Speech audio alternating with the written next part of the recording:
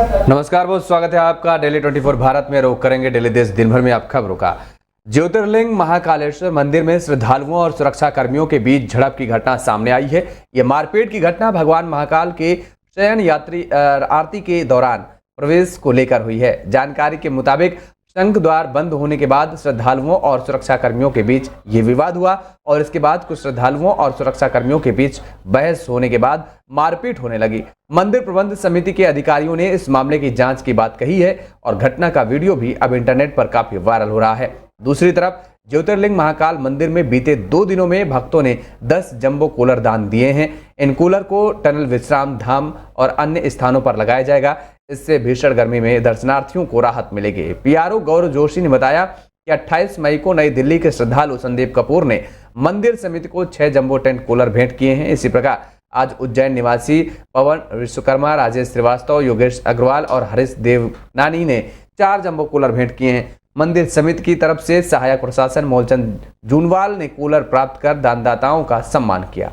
राजधानी दिल्ली में बढ़ते तापमान के साथ हीट स्ट्रोक का खतरा भी बढ़ता जा रहा है। अब लगभग हर रोज लोग हीट स्ट्रोक का शिकार हो रहे हैं। थोड़ी देर बाहर निकलने पर उन्हें गर्मी अपनी चपेट में ले रही है और अस्पताल में भर्ती कराना पड़ रहा है। आज राम मनोहर लोहिया अस्पताल के हीट स्ट्रोक यूनिट में 2 मरीजों को भर्ती कराया गया। इनमें से एक मरीज को आईसीयू में रखा गया है। उसे थोड़ी देर के लिए वेंटिलेटर का सपोर्ट भी देना पड़ा।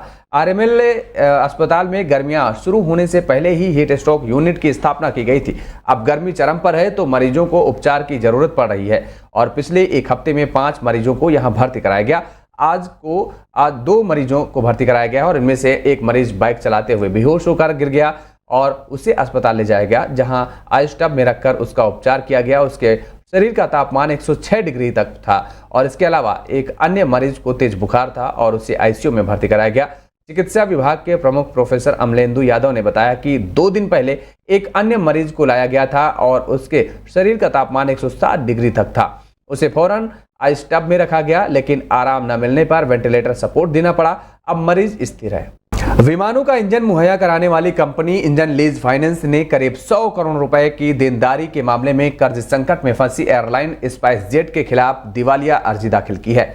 ईएलएफ ने स्पाइस जेट को 8 विमान इंजन पट्टे पर दिए हैं और उसने दावा किया है कि स्पाइस जेट पर किराए और ब्याज समेत करीब 1.6 करोड़ डॉलर की देनदारी बनती है।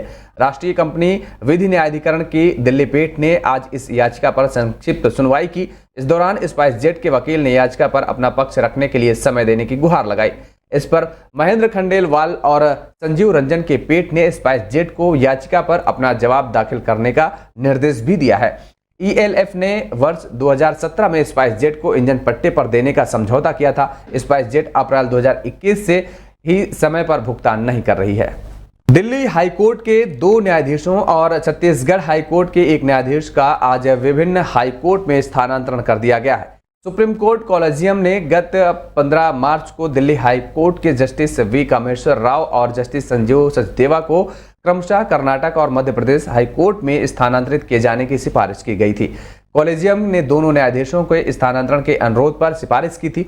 वहीं कॉलेजियम ने छत्तीसगढ़ हाईकोर्ट के जस्टिस अरविंद सिंह चंदेल को पटना हाईकोर्ट स्थानांतरित किए जाने की सिफारिश की।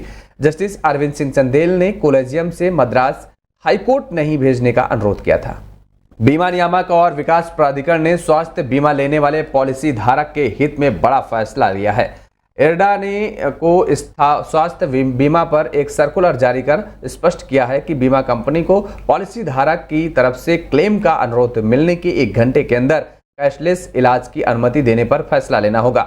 वहीं डिस्चार्ज अनुरोध मिलने के 3 घंटे के अंदर बीमा कंपनियों को क्लेम सेटलमेंट करना होगा। अगर 3 घंटे में क्लेम सेटलमेंट नहीं होता तो बीमा कंपनी उसके लिए जाने वाले अस्पताल शुल्क की भरपाई करेगी। इरडा ने कहा है कि स्वास्थ्य बीमा उत्पादों पर जारी ताजा सर्कुलर ने पहले ही जारी किए गए सर्कुलर को निरस्त कर दिया है और यह बीमा धारकों की सशक्तिकरण को सुदृढ़ करने और समावेशी स्वास्थ्य बीमा को बढ़ावा देने की दिशा में एक महत्वपूर्ण कदम है।